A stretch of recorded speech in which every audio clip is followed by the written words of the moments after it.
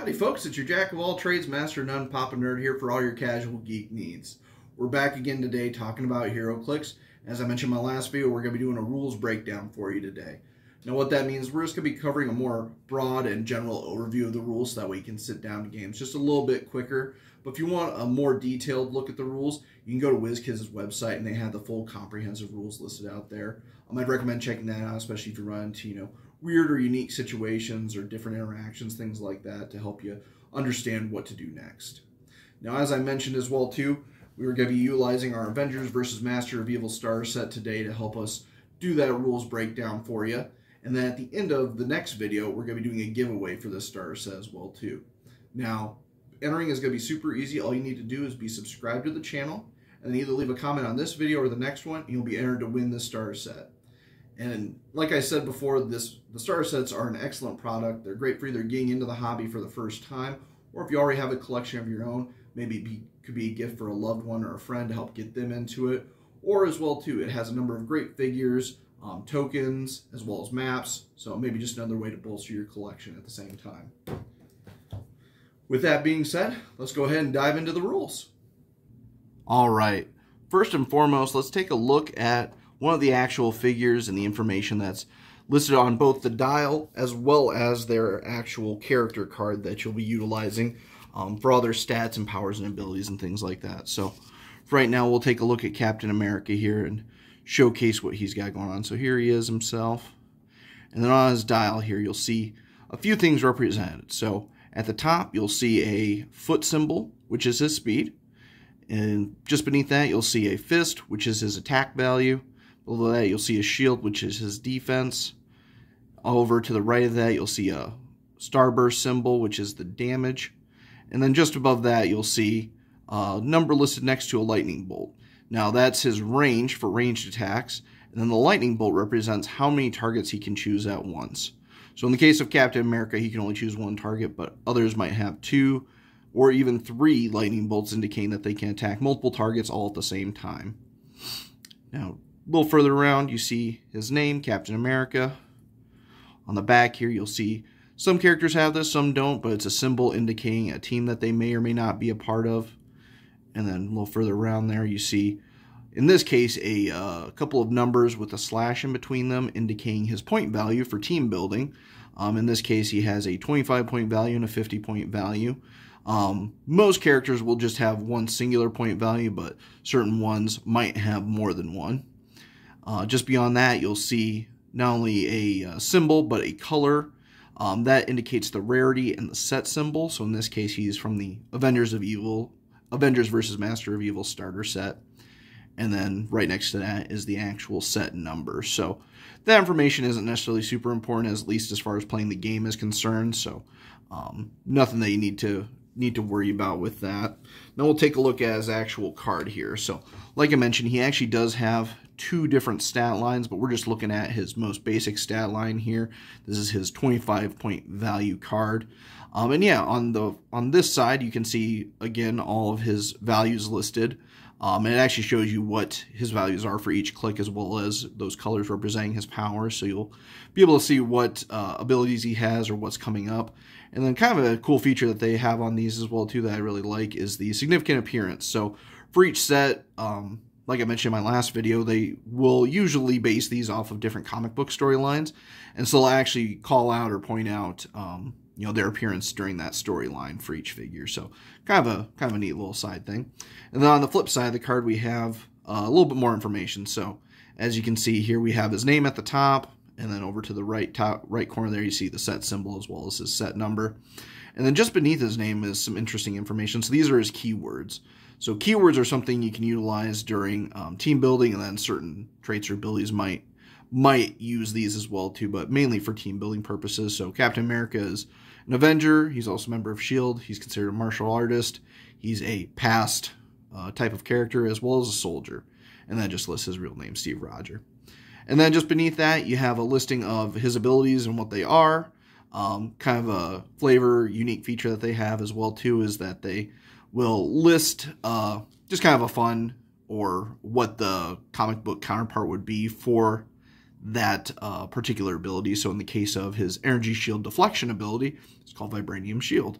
Or for his combat reflexes, it's called Super Soldier. So this side of the card just lets you know what each of the colors represents for abilities, as well as his team ability, which is Avengers. And then if, in the case of other characters, they'll have more detailed breakdowns of things like traits and other abilities and things like that as well too. Now that we have a better understanding of the figures, their character cards, and their stats, we're going to go into a breakdown of how to assemble a team. Now, assembling a team is pretty simple and straightforward. Usually a typical game of Heroclix is played to 300 points. But if you're playing with a friend, you might decide on a different point value, or if you're playing in a tournament or a competitive event, they might have something else set as the standard as well too. So just keep that in mind when building your force. As I mentioned, on each figure and each card are listed point value that you'll use when assembling your team. Now, another consideration while assembling a team might be a theme. Now, building a theme team has a few advantages. We'll get into those a little bit later on. But building a theme team is pretty simple and straightforward as well too. So, like I mentioned with Captain America, he has a few keywords on his card here. So that includes Avengers, Shield, Martial Artist, Past, and Soldier. Now, when you assemble your team, it can be something as simple as, building a team of Avengers or Masters of Evil, or you could build a team of Guardians of the Galaxy, Justice League, any of those major superhero teams that you can think of. But as well, you can also build theme teams based off of those other keywords. So, for example, in the case of Martial Artist, so we might be thinking Captain America. We could also maybe be thinking, Baron Zemo perhaps, or Winter Soldier there. From the DC universe, we could be thinking Batman or someone along those lines. And then we could combine all of them and have a cohesive theme team based off of that martial artist keyword. So a lot of different ways you can build a team. Really just comes down to building what's fun and flavorful to you, and not that you're required to build a theme team by any means either. You can build a mishmash of whoever you want and put them together as long as it's in that agreed upon points value. Next thing we're going to take a look at here is the map that you're going to play on, and do a little bit of a breakdown of what that's like and what some of these different colored lines and such mean on here. So first and foremost, games are typically played on a 24 by 16 map, which is roughly 3 by 2 feet. And yeah, on this map is a grid. Each grid's about 1.5 inches wide and across, and fits the base of your figure inside. Now, for some of the lines on the map here, they mean a few different things as far as whether movement is concerned or being able to shoot or target other characters. So we'll break that down just a little bit here. So you'll notice here, and I apologize if the color is not the greatest on the camera, you'll see some of these boxes all around the map. They have these lime green lines around them, and those are considered hindering terrain. Now, hindering terrain, all that really does for you is acts as a form of cover. So when you're trying to shoot through hindering terrain, or if somebody's on a piece of hindering terrain, it gives them a bonus to their defense. So in the case of most characters, it's just a +1 to their defense if they're on that hindering terrain, or if somebody's trying to shoot them through it. There's also elevated terrain, which is indicated by these red lines on the map here. Generally speaking, these are higher to reach places, maybe the tops of buildings, things like that. And there will be spots where characters can climb up. So in the case of this castle parapet here, there's a ladder that comes up, and there's arrows dictating it's going from level 1 up to level 2. A little further back here, you'll see that we have what appears to be a long black line followed by a yellow line. So those black lines typically indicate things like walls, barriers, that sort of thing. And the yellow lines show that while we're in an outdoor area, there's kind of an inside area of the map. As well, too, you'll see that we have just a little bit of it here on this map. There's some blue lines. There's a moat going around this castle, and these blue lines indicate water. Not too many characters tend to interact with water. There's a few, and instead of having the little foot symbol on their dial, they'll actually have a little dolphin symbol instead, so that shows that they're an aquatic character, so someone like Namor or Aquaman or something like that. But yeah, and then another section that you'll see here as well too, so can't see it quite as well with my camera, I do apologize. See if we can get it here. So yeah, you'll see that there is a purple line here, and it's the same on both sides. There'll be a purple section, and that just indicates the starting zone for your characters, your deployment zone. So now, something we don't have on this map, but is pretty common on most maps, will be terrain outlined with a brown line of some sort. So maybe instead of, this being a green line, it'd be a brown line instead. And what a brown line typically indicates is blocking terrain. Now, blocking terrain is going to be something that's going to prevent your character from moving through it or being able to see through it. So it might be like a pillar, might be like a large object of some sort, something that's just a barrier that's not going to allow you to interact with it in any way. So at the beginning of the game, you'll be doing an initiative roll-off.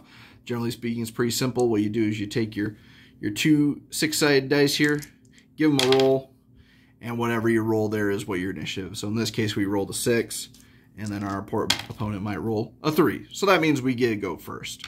So there's a few advantages here when you win the roll-off.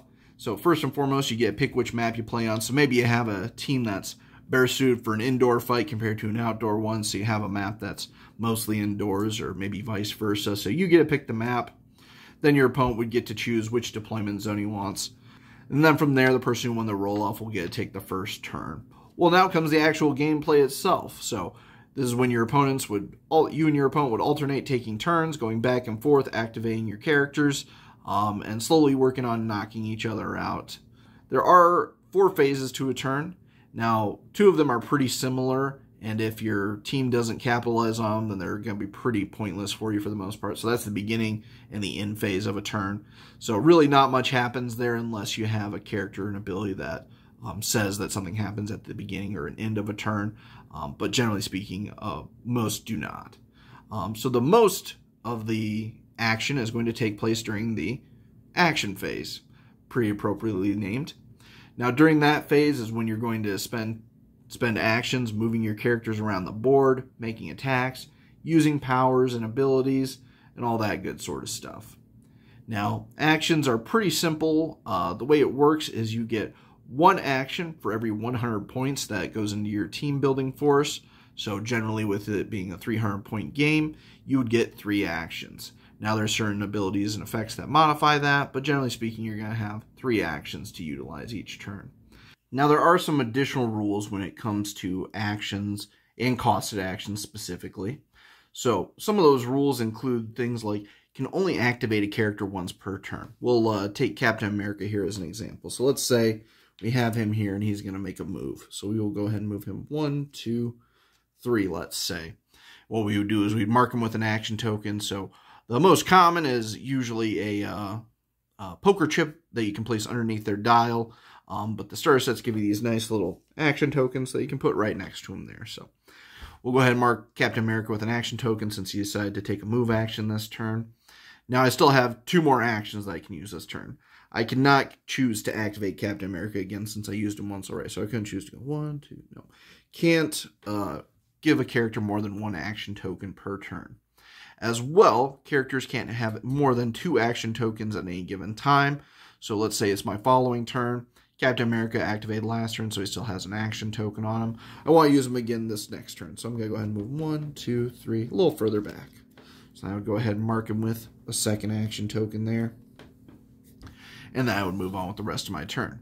Now on my following turn then, I couldn't choose to activate Captain America again because he has 3 action tokens and I couldn't give him an additional one.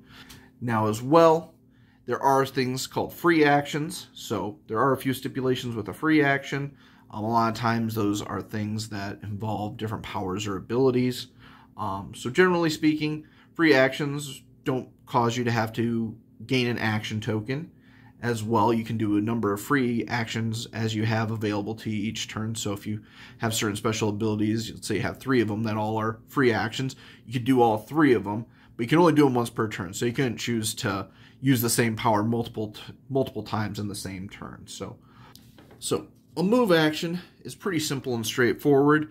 Your character can go top, down, left, right, as well as diagonally. So Captain America can go 1, 2, 3, 4, 5, 6, 7, all the way up to his move value. So each character has a different move value, so that'll determine how far it is they get to move. Now, like we mentioned before with terrain and stuff, there are certain restrictions as far as how you move across things. So for example, 1, 2, 3, I could not move up on top of this parapet here because there's no ladder. There's nowhere for me to go. So I'd have to go around to the actual parapet. Same thing when it comes to blocking terrain, assuming that these boxes here instead being hindering, which hindering terrain does not affect movement. Let's assume it's a piece of blocking terrain. In that case, we would have to move around. So I have to go 1, 2, 3, Now, one other important factor to consider when moving a character is adjacency to enemy models. Whenever you move adjacent to an enemy model, you have to stop moving. So, in this example, we'll take Baron Zemo here. We'll say Captain America is going to take a move action. He goes 1, 2, and then he gets close to Baron Zemo there, so he has to stop moving. Now, you do have an option to get away from them, though, however. So, let's say on our next turn, Captain America decides he wants to move away from Baron Zemo. In that case, we would roll a breakaway roll. It's pretty simple. You just roll 1d6, and with that d6, you're looking for a 4, 5, or 6. So, on a 1 through 3, you fail. On a 4, 5, or 6, that's when you're able to break away. So, we'll say for our first example here, Captain America rolls a 1. So all that would happen then in that case is he would be assigned an action token and his action would be over. Now in the event of a 4, 5, or 6, let's say, then Captain America would get to continue on with his movement. So let's say he goes 1, 2, 3 over here. So he still has his action token, but he's able to move away from Baron Zemo. Now attack actions can take two forms, ranged or close. Ranged attack is obviously an attack made at a distance from your opponent, whereas a close attack is made while adjacent to them. In the case of Captain America here, he has a ranged attack of 5 squares. So with that, we're imagining he's throwing his shield at his opponent. So how an attack works is you make a dice roll. And then based off of that, we would compare his attack value versus the enemy's defense value. So in this case, Captain America has an 11 attack versus Baron Zemo's 18 defense. So in this case, with our roll of a 6, the attack would unfortunately miss, as you either need to meet or beat the enemy's defense value. But let's say we rolled a 10. Now with a 10, Captain America would hit Baron Zemo, and then he would proceed to take damage. In this case, Captain America's damage value on his first click is 3. So Baron Zemo we would then take, and to display that he's taking damage, we would click him down 3 clicks. 1, 2, 3. And place him back on the map here. Now something to consider whenever making a ranged attack is line of sight. Now, as you can see here, they're in a pretty wide open area, so it's pretty easy for Captain America to see Baron Zemo currently. No issues. However, let's look at the example of Baron Zemo being inside this room here.